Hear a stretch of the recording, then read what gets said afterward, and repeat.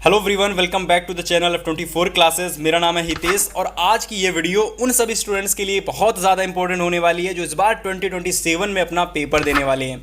देखिए, इस वीडियो में हम बात करने वाले हैं इंग्लिश के मॉडल पेपर के बारे में। और ये मॉडल पेपर ऐसा होने वाला है जिसमें तुमने अगर इस वीडियो को कंप्लीट देख लिया तो इंग्लिश में तुम्हें 90 प्लस स्कोर कैसे करना है, कहाँ कहाँ से क्वेश्चंस आते हैं और किस किस तरीके से उन्हें प्रिपरेशन करनी है उनकी, ये सारी जानकारी, ये सारी जो भी चीज़ें होंगी इस वीडियो में हम तुम्हारे साथ शेयर करने वाले हैं। तो वीडियो कंप्लीट देखना, अच्छे से देखना। पहली बार आए हो तो सब्सक्राइब जरूर से कर लेना, क्योंकि इस टाइप का कॉन्टेंट आपको यहाँ पर देखने को मिलता रहता है। तो देखिए, सबसे पहले अगर मैं बात करता हूँ तो तुम्हारे पेपर में 20 नंबर के 20 क्वेश्चन देखने को मिलेंगे। क्या मिलेंगे भाई देखने को? तो तुम्हारे पेपर में तुम्हें सबसे पहले 20 मल्टीपल चॉइस क्वेश्चंस देखने को मिलेंगे। ठीक है, पहला टाइप। पार्ट बी में, मतलब पार्ट ए में अगर मैं बात करता हूं तो तुमको 20 मार्क्स के क्या देखने को मिलेंगे भाई? 20 मार्क्स के ऑब्जेक्टिव क्वेश्चंस देखने को मिलेंगे। क्लियर है? इसके बाद में जो तुम्हारा पार्ट बी आएगा इसी पेपर के अंदर, उसमें तुमको 50 मार्क्स के ऑब्जेक्टिव क्वेश्चंस डिस्क्रिप्टिव क्वेश्चंस देखने को मिलेंगे। ठीक है, बस इतनी चीज़ तुमको समझनी है। बस स्टार्टिंग में जो भी चीज़ लिखी हुई है इससे मतलब नहीं है। मेन चीज़ है कि पार्ट ए में 20 मार्क्स के एमसीक्यू क्वेश्चंस, पार्ट बी में 50 मार्क्स के डिस्क्रिप्टिव क्वेश्चंस। ये चीज़ इंपॉर्टेंट है, इसको मैंने क्लियर कर दिया। अब मैं तुमको जो बताने वाला हूँ ना, उस चीज़ को बहुत अच्छे से सुनना और अच्छे से समझना। देखो, सबसे पहला जो यहाँ पर हम लोग एनालिसिस करने वाले हैं, अगर तुमने इस पूरे पेपर के, इंग्लिश के पेपर को एनालाइज कर लिया, कहाँ कहाँ कैसे क्वेश्चंस आते हैं, किस किस तरीके से करने हैं, तो इंग्लिश का पेपर तुम्हारे लिए बहुत आसान हो जाएगा। ठीक है, हर चीज़ों को यहाँ पर हम लोग एकदम बेहतर तरीके से एनालिसिस करेंगे। ठीक है, देखिए, सबसे पहले अगर मैं बात करता हूँ अपने पहले क्वेश्चंस की, तो तुम्हारा जो सबसे पहले क्वेश्चन आएगा वो आएगा अनसीन पैसेज का। ठीक है, कौन सा क्वेश्चन आएगा? अनसीन पैसेज का। भैया जी, करना कैसे इस क्वेश्चन को? इस क्वेश्चन के आंसर को कैसे करना होगा? सिंपल है एकदम। ये क्वेश्चन जो दे रखा होता है, तुम्हें इस पेपर में क्या करना है? इस क्वेश्चन को पढ़ना है। पढ़ने के बाद में जो भी क्वेश्चन कह रहा है उसका आंसर तुम्हें अनसीन पैसेज से देख करके देना होगा। इस तरीके से तुमको क्वेश्चन को अटेम्प्ट करना है। क्लियर है? कह रहा है कि which of the following is not called nature's engineers and architects. ठीक है, आर्किटेक्ट्स। तो यहाँ पर पहले क्वेश्चन का आंसर क्या होने वाला है? तो पहले क्वेश्चन का आंसर क्या होने वाला है? जब अब तुम पूरा अनसीन पैसेज पढ़ोगे तो तुमको पता चलेगा इसका राइट आंसर होगा गोट। इसका राइट आंसर क्या होगा? गोट्स होगा इसका राइट आंसर। ठीक है, इसी तरीके से तुमको दूसरे क्वेश्चन का भी आंसर देना होगा, इसी तरीके से तुमको तीसरे क्वेश्चन का भी आंसर देना होगा। तो मैं चलिए तुम्हें सीधा डायरेक्ट इनके आंसर बताऊंगा। बाकी जैसे ही कोई नया टाइप आएगा तुम्हारे पेपर में, मैं उसको तुरंत तुम्हें बहुत अच्छे से बताऊंगा। ठीक है, बाकी जो दूसरा क्वेश्चन होगा इसका भी आंसर तुम्हें अनसीन पैसेज से देना होगा। ठीक है, क्वेश्चन कह रहा है कि how do animals show their love with their young ones. ठीक है, अब अगर मैं बात करता हूँ इसके राइट आंसर की, तो चलिए पहले मैं ऑप्शन दिखाता हूँ सारे, फिर इसका राइट ऑप्शन बताता हूँ। तो यहाँ पर बाकी ये 3 ऑप्शन आपको दिख रहे हैं, जैसे कि बाय टचिंग एंड हगिंग, ठीक है, इंजॉइंग एंड एक कंपनी, ठीक है, एक कंपेनिंग। तो ये 4 ऑप्शन तुमको दिख रहे हैं। ठीक है, अब इनमें से जो तुम्हारा सही आंसर इसका हो जाएगा बाय टचिंग एंड हगिंग। ठीक है, हंगिंग भी कह सकते हो, यहाँ पर हो सकता है, बाकी ये हगिंग ही होगा यहाँ पर, HUGGING, हगिंग। ठीक है, इसके बाद तीसरा जो क्वेश्चन तुम्हारे पेपर में आएगा वो यहाँ पर थोड़ा सा अलग होगा। उसमें तुम्हें मीनिंग बतानी पड़ेगी, जैसे कि which word means baby bird in the following. तो इस बेबी वर्ड का मीन्स क्या होगा वो तुम्हें यहाँ पर बताना होगा। ठीक है, इस बेबी वर्ड का मीन्स क्या होगा इसमें तुमको बताना होगा। तो इस बेबी बर्ड का जो मीन होगा वो होगा फ्लडलिंग्स। ठीक, क्या होगा? फ्लडलिंग्स। Animals, ants, birds. तो इसमें सही आंसर हो जाएगा फ्लडलिंग्स। तो अब देखिए, यहाँ से तुमको चीज़ें क्लियर हो गई कि अनसीन पैसेज में एक क्वेश्चन सिर्फ आएगा जिसमें मीनिंग वाला होगा, बाकी जो 2 क्वेश्चन ऊपर के आएंगे उसमें तुमको उनका आंसर अनसीन पैसेज से ही देख के देना होगा। ठीक है, क्लियर हो गई इतनी चीज़। इसके बाद में देखिए टाइप चेंज हो गया। यहाँ पर टाइप चेंज हो गया। यहाँ पर टाइप आ गया 4 से लगा करके 8 तक जो क्वेश्चंस देखने को मिलेंगे, क्वेश्चन नंबर 4 से क्वेश्चन नंबर 8 तक तो जो तुम्हें क्वेश्चंस पेपर में देखने को मिलेंगे वो क्वेश्चन तुम्हारे होंगे भाई ग्रामर सेक्शन के। कहाँ होंगे भाई? ग्रामर सेक्शन के क्वेश्चंस होंगे। किसके? ग्रामर सेक्शन के। तो देखिए, सबसे पहला जो क्वेश्चन यहाँ पर तुम्हारा दे रखा है कि एवरी बॉय, क्या दे रखा है? Every boy and every girl in the class today. अब इन 4 ऑप्शन में से कौन सा ऑप्शन सही होगा? ठीक है, तो ये देखिए, ये क्वेश्चन किसका है? तो ये क्वेश्चन आपका सेंटेंस से लिया गया है। किससे? टेंस से कह लो, टेंस से कह लो, या तो सेंटेंस से कह लो। तो तुमको यहाँ पर बताना होगा हैव प्रेजेंट होगा, आर प्रेजेंट होगा, कि हैड प्रेजेंट होगा, कि इज प्रेजेंट होगा। तो तुम्हें डायरेक्ट दिख रहा है कि यहाँ पर हैव, आर, हैड, इज आ रहा है, यानी कि ये हमारा किसी टेंस या सेंटेंस से क्वेश्चन लिया गया। हेल्पिंग वर्ब आ रही है यानी सेंटेंस, ये हमारा टेंस या सेंटेंस का है। तो यहाँ पर जो तुम्हारा बिल्कुल सही आंसर हो जाएगा भाई, वो हो जाएगा यहाँ से तुम्हारा ऑप्शन नंबर डी, यानी is present. Every boy and every girl, every boy and every girl is present, ठीक है, is present in class today, ठीक है, इन प्रेजेंट इज प्रेजेंट कर लेना, ठीक है, इज प्रेजेंट। क्लियर है, तो ऑप्शन नंबर डी सही हो जाएगा। अगला क्वेश्चन दे रखा है ही इज वरीड एग्जामिनेशन। तो यहाँ पर तुमको प्रीपोजिशन बताना है, यहाँ तुमको प्रीपोजिशन बताना है कि यहाँ कौन सी तुम्हारी प्रीपोजिशन होने वाली है। एवरी स्टूडेंट्स हर क्वेश्चन को अगर समझ लेते हैं तो मुझे नहीं लगता कोई डाउट आपको होगा। ही इज वरीड, वरीड में कौन सा, वरीड के बाद में कौन सा प्रीपोजिशन आएगा? तो यहाँ पर जो तुम्हारा प्रीपोजिशन आएगा वो डी नंबर यानी अबाउट आएगा। क्लियर है। इसके बाद देखो 6 नंबर क्वेश्चन कह रहा है कि rearrange the following words cluster to make a meaningful sentence. इसका मतलब क्या होता है?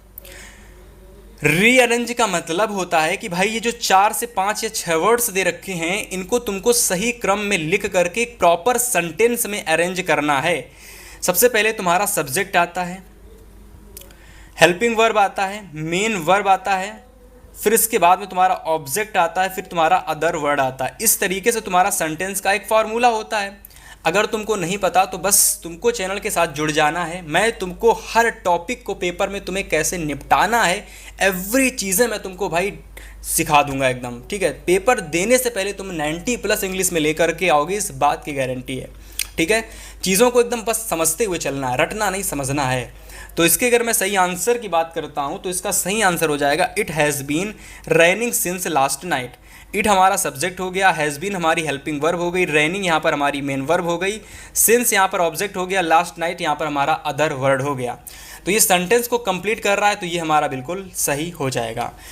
बाकी आगे दे रखा है विच of the following word is miss spelled. Miss spelled, miss spelled का मतलब गलत, इसमें से तुम्हारी गलत मीनिंग कौन सी है वो तुमको बतानी है। अब ये 4 वर्ड्स में गलत मीनिंग तुम्हारी कौन सी होगी, तो जब तुम पढ़े होगे तभी तुम्हें पता चलेगा, या तो तुम्हें मतलब देखते ही पता चल जाएगा, या तो तुम पढ़े होगे तो पता चल जाएगा। तो यहाँ से अगर मैं बात करता हूँ तो तुम्हारी जो मीनिंग दे रखी है सी नंबर पर, एक्सेप्टेबल, ठीक है, एक्सेप्टेबल, ठीक है, ये मीनिंग गलत दे रखी है, ठीक है, ये मीनिंग तुम्हारी गलत दे रखी है। बाकी सारी मीनिंग यहाँ पर एक्सेप्टेंस, एक्सेप्ट एंड एक्सेप्टेड, ये सारी मीनिंग सही है। ये कुछ नहीं होता भाई, ये मीनिंग गलत है। ऑप्शन नंबर सी हमारा बिल्कुल रॉन्ग होगा। इसके बाद क्वेश्चन नंबर डी की बात करते हैं कि ही spent a lot of money on purchasing costly clothes. इसमें तुमको आइडेंटिफाई करना है कि ये जो स्पेंड वर्ड दे रखा है ये है क्या, नाउन है, प्रोनाउन है, एडजेक्टिव है, या फिर एडवर्ब है, ठीक है।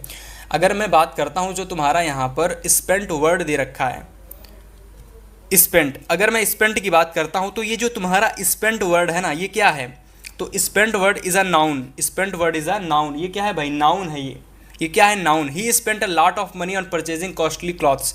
तो स्पेंट यहाँ पर तुम्हारा नाउन होगा, ना कि एडजेक्टिव या एडवर्ब होगा, ठीक है। इस तरीके का क्वेश्चन पेपर में आता है, ये चीज़ तुमको बस समझनी है। आइडेंटिफाई करने के लिए आएगा कि एडवर्ब है कि नाउन है कि एडजेक्टिव है, ठीक है। बाकी आगे चलते हैं।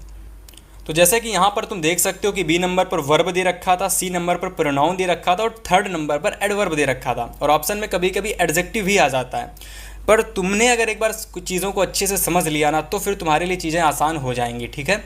कहाँ से किस किस टाइप के क्वेश्चंस आते हैं ये बहुत अच्छे से तुम्हें समझते हुए चलना है। अगला क्वेश्चन देखिए तुम्हारा आएगा, read the following passage carefully and choose the correct option to answer the question that follow. अब ये जो क्वेश्चन तुम्हारा है ये तुम्हारा एक स्टैंजा लिया गया है, कहाँ से लिया गया है, प्रोज से लिया गया है। कहाँ से, प्रोज के किसी लेसन से उठा लिया गया है, और उससे 2 क्वेश्चन आ जाते हैं। पहला क्वेश्चन कह रहा है which river obtains it's water from the hills and forest of Korg, ठीक है। तो इसका सही आंसर क्या होगा, कावेरी इसका बिल्कुल सही आंसर हो जाएगा। विच ऑफ द फॉलोइंग, ये दूसरा क्वेश्चन है, विच of the following is a large fresh water fish, which of the following is a large fresh water fish. तो इसका अगर मैं सही आंसर की बात करता हूँ तो इसका सही आंसर हो जाएगा महाशीर, ठीक है, महाशीर इसका बिल्कुल सही आंसर हो जाएगा। अब ये जो इसके आंसर तुमको मिलेंगे ना वो इस पैसेज से ही तुमको देखने को मिलेंगे। कहाँ से देखने को मिलेंगे, इस पैसेज से ही आंसर देखने को मिल जाएंगे, ठीक है। क्लियर हो गई।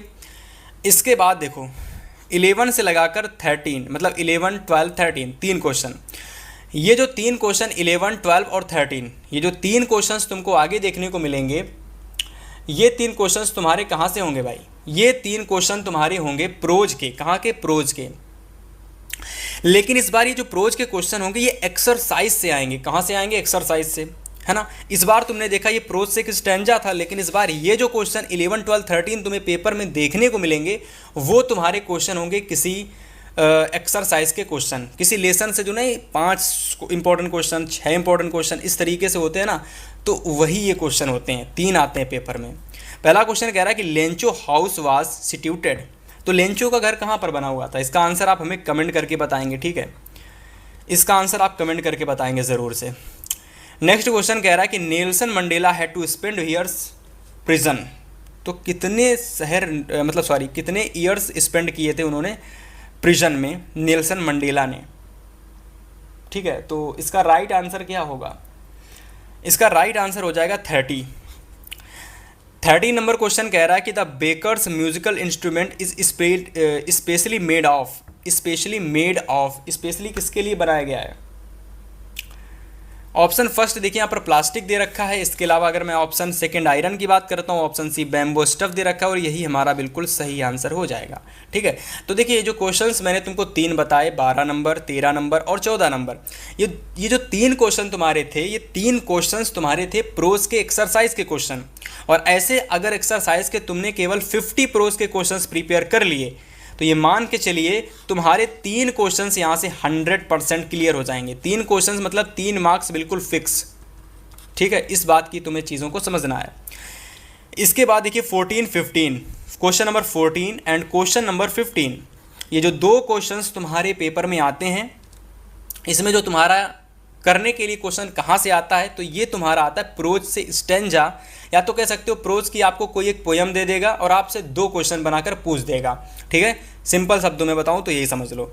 जो तुम्हारी पोइट्री होती है, पोइट्री में तुम्हारी बहुत सारी पोयम्स होती हैं, तो उन बहुत सारी पोयम्स में से कोई एक पोयम तुम्हारे पेपर में आएगी और उससे 2 क्वेश्चंस पूछ लिए जाएंगे। तो 14 नंबर क्वेश्चन कह रहा कि who does I refer in the above extract. ये जो हु शब्द दे रखा है, ये 4 लाइनों की पोयम में ये हु शब्द किसके लिए प्रयोग हुआ है? फादर के लिए, पोएट के लिए, मदर के लिए, कि एमेंडा के लिए? तो ये चीज़ तुमको पता होगी जब तुम इस पैसेज को एक बार अच्छे से पेपर में पढ़ोगे, ठीक है। फिलहाल इसमें एमेंडा के लिए यूज़ हुआ है। अब इसी पैसेज से एक और क्वेश्चन बन जाएगा कि which word is opposite restriction. देखो अनसीन पैसेज में तुमने देखा था कि एक क्वेश्चन आया था जिसमें मीन्स पूछा गया था, ओके। सेम उसी तरीके से यहाँ पर भी क्वेश्चन आ जाएगा और तुमसे अपोजिट भी पूछ लेगा, कभी कभी सिनोनिम्स भी पूछ लेगा, एंटोनिम्स भी पूछ लेगा, और कभी कभी तुमसे उसका मीन्स, मतलब उसका वर्ड का मीनिंग क्या होगा वो भी तुमसे पूछ लेगा। यहाँ पर अपोजिट पूछा गया है, तो रिस्ट्रिक्शन का अपोजिट क्या होता है? चलिए इसी में से अगर मैं बताता हूँ, इसी पैसेज से अगर मैं बताऊँ तो तुम्हारा बिल्कुल सही हो जाएगा फ्रीडम। फ्रीडम का मतलब होता है आज़ादी, ठीक है। फ्रीडम का मतलब क्या होता है? आज़ादी। रिस्ट्रिक्शन का मतलब होता है किसी चीज़ पर प्रतिबंध लगा देना। क्लियर है? अब देखो 16 से लगाकर 20 यानी 16 से लगाकर 20 तक ये जो क्वेश्चन होते हैं ये तुम्हारे क्वेश्चन होते हैं सप्लीमेंट्री के क्वेश्चंस होते हैं। तो जिनको नहीं पता वो ज़रा अच्छे से समझ लो कि जो सप्लीमेंट्री के तुम्हारे पेपर में क्वेश्चन आते हैं वो 5 आते हैं, और तुमको इस बार अच्छे से समझ लेना है बस पूरी कंप्लीट वीडियो को देख करके। सप्लीमेंट्री के 5 क्वेश्चंस आते हैं और ये भी तुम्हारे एक्सरसाइज के होते हैं। कहाँ से? एक्सरसाइज के क्वेश्चन, ठीक है। और ये 5 क्वेश्चंस तुम्हें एकदम अच्छे से मिल जाएंगे अगर तुमने मेरे द्वारा बताए गए 50 क्वेश्चंस को प्रिपेयर कर लिया तो वेट करिएगा, बहुत जल्द आपके लिए 50 क्वेश्चंस की एक मैं सीरीज़ लेकर के आने वाला हूँ। उसमें मैं तुम्हें पर डे 20 क्वेश्चंस कराऊंगा। अगर वो तुमने पर डे 20 क्वेश्चंस कर लिए तो सप्लीमेंट्री के आने वाले जो भी ऑब्जेक्टिव क्वेश्चंस तुम्हारे पेपर में 50 मार्क्स के आते हैं, 5 मार्क्स के आते हैं, वो तुम्हें देखने को ज़रूर मिल जाएंगे इन 50 क्वेश्चंस की सीरीज़ से, ठीक है। तो क्वेश्चन नंबर 16 कह रहा है तुम्हारा कि which of the following is are true reference to the story a triumph of surgery, ठीक है। तो यहाँ पर क्वेश्चन को थोड़ा आप समझेंगे, समझने से ज़्यादा बेटर रहेगा अगर आप ये 50 क्वेश्चंस की प्रैक्टिस कर लेते हैं, मतलब लर्न कर लेते हैं, तो ऐसे क्वेश्चंस के आंसर आप डायरेक्ट दे पाएंगे, समझने की ज़रूरत ही नहीं पड़ेगी आपको। तो इस क्वेश्चन की अगर मैं सही आंसर की बात करता हूँ, जैसे दे रखा है Mrs Pumphrey was a poor lady, Tricki suffered because of overeating, overeating का मतलब, हाँ ओवर का मतलब ज़्यादा खाना खा लेना। Tricki was a very active dog. And 4 number दे रखा है James Herriot was a veterinary surgeon, ठीक है, वेटरनरी सर्जन, ठीक है। सो इन 4 ऑप्शन में से हमारा जो सही ऑप्शन रहने वाला है वो क्या रहने वाला है? तो ऑप्शन नंबर अगर मैं सेकंड की बात करता हूँ कि ट्रिकी जो था वो ओवर ईटिंग से जूझ रहा था, ज़्यादा खाना खा लेता था और उससे क्या होता था, वो ना तो चल पाता था ना तो सो पाता, तो कुछ भी नहीं कर पाता था। तो ये तो हमारा एक सही हो गया। इसके बाद जैसा कि ऑप्शन में तुम्हें देखने को मिल रहा है कि इसमें भाई साहब 2-2 ऑप्शन भी सही हो रहे हैं, कहीं कहीं 3-3 ऑप्शन भी सही हो रहे हैं कहीं कहीं, तो हो सकता हो इसमें 1-2 ऑप्शन और सही मिल जाए। चलिए देखते हैं। फिलहाल James Herriot was a veterinary surgeon, ठीक है, मतलब वो वेटनरी सर्जन था, तो ये ऑप्शन भी एक सही है। तो ऑप्शन नंबर दूसरा और ऑप्शन नंबर चौथा यानी बी नंबर हमारा बिल्कुल सही हो जाएगा। इस तरीके के क्वेश्चंस भी तुमको पेपर में देखने को मिल सकते हैं। समझ में आया? 70 नंबर क्वेश्चन कह रहा है कि what did Hari Singh actually want from Anil. What did Hari Singh actually want from Anil, वो एक्चुअल में क्या चाहता था? हरी सिंह अनिल से एक्चुअल में क्या चाहता था? तुम जब चैप्टर को पढ़ोगे जब तुम्हें पता चलेगा जो हरी सिंह था वो चोर था और वो अनिल के पैसे चुराना चाहता था। क्या चाहता था वो? मनी चुराना चाहता था। ओके, तो यहाँ से ऑप्शन नंबर हमारा फर्स्ट बिल्कुल सही हो जाएगा। इतनी चीज़ क्लियर है? अगर इतनी चीज़ क्लियर है तो एक बार कमेंट करके ज़रूर से बताएंगे सभी स्टूडेंट्स कि आपको कौन कौन से ऐसे क्वेश्चंस हैं जहाँ से आपको ऐसे लगता है कि ये क्वेश्चंस में दिक्कत हो सकती है, ठीक है। बाकी एवरी चीज़ हम बहुत अच्छे से एकदम समझते हुए चलेंगे। चलिए आगे बात करते हैं। इसी टाइप के तुमको सारे सप्लीमेंट्री के क्वेश्चंस देखने को मिलेंगे, ठीक है। तो यहाँ पर चलिए बात करते हैं भाई 18, 19 एंड 20 नंबर क्वेश्चंस की। तो क्वेश्चन नंबर 18 कह रहा है, क्वेश्चन नंबर 18 कह रहा है, देख लेते हैं। 18 नंबर क्वेश्चन कह रहा है what does Horace Denby like to collect, ठीक है। Horace Denby like to collect, वो क्या कलेक्ट करता था, ठीक है, वो क्या कलेक्ट किया करता है, क्या पसंद किया करता है, क्या कलेक्ट किया करता है? तो अगर मैं इसकी बात करता हूँ तो बुक्स बिल्कुल सही हो जाएगा। ऐसे ही 19 नंबर क्वेश्चन है कि what was the age of Bholi when Mangala was married. जब भोली की age when Mangala was married, जब मंगला की मैरिज हुई थी तो भोली की एज कितनी थी? तो मंगला की जब मैरिज हुई थी तो उस टाइम भोली 7 ईयर्स ओल्ड थी, ठीक है। कितनी ईयर्स ओल्ड थी? 7 years old. I want to know what you have been doing my chair upstairs who said this statement in the story footprints without feet. ये जो statement दे रखा है या फिर इसको कह सकते हो क्वाइट, कह रहा है कि I want to know that you have been do my chair upstairs who said this statement in the story. तो ये जो तुम्हारा स्टेटमेंट दे रखा है ये फूड प्रिंट्स विदाउट फीट से लिया गया एक स्टेटमेंट है और इसमें तुमको बताना है कि ये जो स्टेटमेंट था ये किसने दिया था। अपने यहाँ पर लोग नहीं कुछ कहावत कह देते हैं, तो कह देते बताइए ये कहावत किसने कही थी। सेम उसी तरीके से इस चैप्टर में एक सेंटेंस का प्रयोग हुआ है, I want to know that I want to know what you have been doing to my chair upstairs who said this statement in the story footprints without feet. तो ये जो sentence था ये किसने कहा था? मिसेस हेल ने। Option number C इसका बिल्कुल सही हो जाएगा। इस तरीके से टोटल 20 ऑब्जेक्टिव क्वेश्चंस तुम्हें देखने को मिलने वाले हैं, ठीक है। अगर तुमको वीडियो यहाँ तक देखने में पसंद आई है तो इस वीडियो को लाइक करना, कमेंट करना, शेयर करना, ताकि मैं तुमको जो नेक्स्ट वीडियो बनाऊं उस वीडियो में मैं तुम्हें कंप्लीट पार्ट बी को समझा सकूं। हालांकि इस वीडियो में मैं तुम्हें पार्ट बी को थोड़ा सा रेफरेंस दूंगा लेकिन पार्ट बी थोड़ा सा बड़ा होगा तो इसको समझने में और ज़्यादा समय लगेगा। तो इसलिए पार्ट बी जो मैं तुमको बनाऊंगा उसको और अच्छे से मैं समझाऊंगा, इसलिए चैनल को सब्सक्राइब करके ज़रूर से रखिएगा। एक एक चीज़ को यहाँ पर हम पार्ट बी में समझने वाले हैं कि हाँ पेपर में आएगा तो हम ज़रूर पूरा करके आएंगे और कैसे करके आएंगे तो वो चीज़ हम लोग दूसरी वीडियो में समझेंगे। लेकिन थोड़ा सा ओवरव्यू मैं तुमको दे देता हूँ कि भाई 50 मार्क्स के जो ऑब्जेक्टिव क्वेश्चंस आते हैं वो कहाँ कहाँ किस किस तरीके से आते हैं। जैसे कि तुम्हें सबसे पहला जो क्वेश्चन देखने को मिलेगा वो तुम्हारा अनसीन पैसेज का होगा। इसमें तुम्हारे टोटल 4 क्वेश्चन आएंगे A B C D। Clear हो गया? राइटिंग सेक्शन आएगा नंबर 2 पे, जहाँ तुम्हें सबसे पहले देखने को मिलेगा कह सकते हो कि you are Ankita and Ankit from Kanpur. तो ये तुम्हारा लेटर है। ये तुम्हारा क्या है भाई? ये तुम्हारा लेटर है। तो तुमको राइटिंग सेक्शन में सबसे पहले लेटर या कई लो एप्लीकेशन का क्वेश्चन देखने को मिलेगा। ये क्वेश्चन 4 मार्क्स का होगा। और जो अभी तुमने अनसीन पैसेज को देखा, ये जो तुमने अनसीन पैसेज को देखा, ये क्वेश्चन तुम्हारे पेपर में टोटल 7 मार्क्स का आता है। कितने मार्क्स का आता है भाई? 7 मार्क्स का आता है, ठीक है, 7 मार्क्स का। इसके बाद राइटिंग सेक्शन के अगर मैं अगले क्वेश्चंस की बात करता हूँ तो यहाँ पर जो तुम्हें अगला क्वेश्चन देखने को मिलता है पेपर में, वो तुम्हारा होता है डिस्क्रिप्टिव पैराग्राफ का, या अथवा में आ जाता है आर्टिकल राइटिंग। इतनी चीज़ क्लियर हो गई। तो पैराग्राफ आता है या तो आर्टिकल राइटिंग आता है। अब ये जो आर्टिकल राइटिंग होता है और ये जो डिस्क्रिप्टिव पैराग्राफ होता है ना, इसमें थोड़ा सा डिफरेंस होता है। बाकी चीज़ें हम लोग अच्छे से समझेंगे, अभी सिर्फ ओवरव्यू देख रहे हैं, ठीक है। ग्रामर सेक्शन में तुमको 4 टाइप के क्वेश्चन देखने को मिलेंगे। सबसे पहला क्वेश्चन डायरेक्ट इनडायरेक्ट का आएगा, दूसरा क्वेश्चन पैसिव वॉइस का आएगा, एंड तीसरा जो क्वेश्चन तुमको देखने को मिलेगा वो पंक्चुएशन का आएगा, ठीक है। इन सारे आंसर, इनके सभी के आंसर तुम पेपर में कैसे दोगे, तैयार कैसे करोगे, सारी चीज़ें हम लोग नेक्स्ट वीडियो में ज़रूर समझेंगे। चैनल को सब्सक्राइब करके ज़रूर से रखिएगा, ठीक है। डी नंबर पर आता है ट्रांसलेशन का क्वेश्चन। ये 4 नंबर का आता है पेपर में, 2-2 नंबर के आते हैं। और ये क्वेश्चन आता है तुम्हारे पेपर में 4 मार्क्स का, ठीक है। तो ग्रामर सेक्शन इस तरीके से टोटल 10 मार्क्स का तुम्हारे पेपर में आता है, ठीक है। और अगर मैं राइटिंग सेक्शन की बात करता हूँ तो ये तुम्हारे पेपर में 10 मार्क्स का तो भैया ये भी आता है, 10 मार्क्स का ये भी आता है, एंड 10 मार्क्स का तुम्हारा ये भी आता है ग्रामर सेक्शन, ठीक है।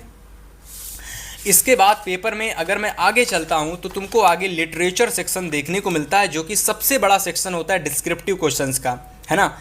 तो पेपर में इसमें तुम्हारे क्या क्या आता है मैं तुमको बताता हूँ। देखिए, सबसे पहले लिटरेचर सेक्शन में तुमको देखने को मिलता है शॉर्ट आंसर। सबसे पहले 3-3 नंबर के 2 शॉर्ट आंसर देखने को मिलते हैं, 2 शॉर्ट आंसर देखने को मिलते हैं। आते 4 हैं, देख लो, पहला, दूसरा, तीसरा, चौथा। आते 4 हैं पर करने केवल 2 होते हैं। कैसे भैया बताइए ज़रा। तो देखो, सबसे पहला ए नंबर में 2 क्वेश्चन, बी नंबर में 2 क्वेश्चन। तो इन दोनों क्वेश्चन में से तुमको कोई एक क्वेश्चन करना होता है। सेम वही, बी नंबर में 2 क्वेश्चन, तो दोनों में से किसी एक क्वेश्चन को तुम्हें करना होता है, ठीक है। तो लिटरेचर सेक्शन में तुम्हारे क्या होते हैं, 2 क्वेश्चन आते हैं, वो भी 3-3 मार्क्स के। इतनी चीज़ें क्लियर हो गई तो वीडियो को लाइक करिएगा और अच्छा सा एक कमेंट ज़रूर से करिएगा कि तुम्हें इस बार इंग्लिश में कितने मार्क्स लेकर के आने हैं, ठीक है। इसके बाद 6 नंबर जो क्वेश्चन आता है, इसमें 60 वर्ड का लॉन्ग आंसर लिखना होता है, 60 वर्ड का लॉन्ग आंसर, ठीक है। या फिर तुम चाहो तो नहीं 2 क्वेश्चंस आते हैं, या 2 क्वेश्चंस आते हैं, सही है बिल्कुल, 2 क्वेश्चंस आते हैं 4 नंबर के, ठीक है। एक करना होता है, किसी एक को कर सकते हो, ठीक है। इसके बाद अगला क्वेश्चन होता है कि मेंशन सम कैरेक्टरिस्टिक्स, ठीक है। यहाँ पर देखो, इस क्वेश्चन को तुमको नहीं करना है, ये जो क्वेश्चन आता है इसको तुमको नहीं करना है, इसको करना ही नहीं है पेपर में। इसकी जगह ये क्वेश्चन करना है 3 मार्क्स का, इसकी जगह 3 मार्क्स का ये क्वेश्चन करना है कि right 4 lines poem of any, मतलब आपको 4 लाइन्स की पोएम करनी, वो भी अपने सिलेबस के अकॉर्डिंग। ये जो ऊपर क्वेश्चन दिखा है ये शॉर्ट आंसर होता है, इन अथवा में से दोनों में से कोई एक करना होता है, लेकिन हमें इसको क्या करना है, स्किप करना है, इसको नहीं करना है। इसको करोगे नंबर कट सकते हैं और तैयार करना भी बहुत ज़्यादा कठिन हो जाता है। लेकिन 4 लाइन की पोएम ईजी होती है, 2 तैयार कर लो, काम हो जाएगा, ठीक है। तो यहाँ से तुमको पोएम करनी है। इसके बाद 3 नंबर का आता है सेंट्रल आइडिया, जिसको तुम्हें 50 वर्ड्स में करना होता है, ठीक है। 50 वर्ड्स में सेंट्रल आइडिया करना होता है।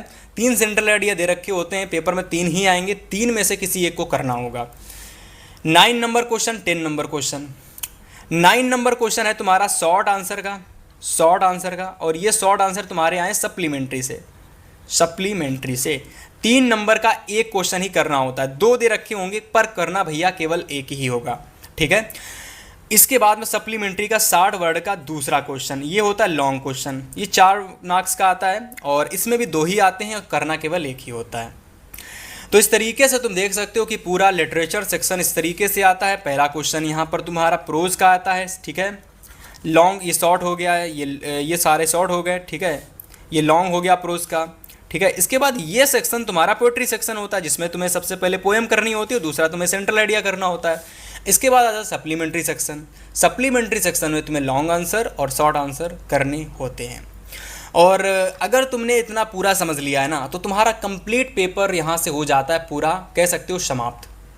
अब मुझे नहीं लगता किसी स्टूडेंट्स को इंग्लिश के पेपर में अब दिक्कत होगी कि भैया क्वेश्चन कहाँ से आते हैं, कैसे करने, सारी चीज़ें मैंने तुम्हें बता दी। हाँ, ये जो डिस्क्रिप्टिव मार्क्स के जो क्वेश्चंस आते हैं इसको मैं डिटेल से बताऊंगा कि एक एक क्वेश्चन कैसे करना है पेपर में तुमको। तो इसके लिए बस चैनल को सब्सक्राइब करके रखिएगा, है ना। और डिस्क्रिप्टिव वाले क्वेश्चंस के लिए एकदम अलग से वीडियो ले करके आएंगे, तो उस वीडियो को देखने के लिए इस चैनल को सब्सक्राइब करके जरूर से रखिएगा और कमेंट करिएगा कि आप इस बार इंग्लिश में कितने मार्क्स लाना चाहते हो।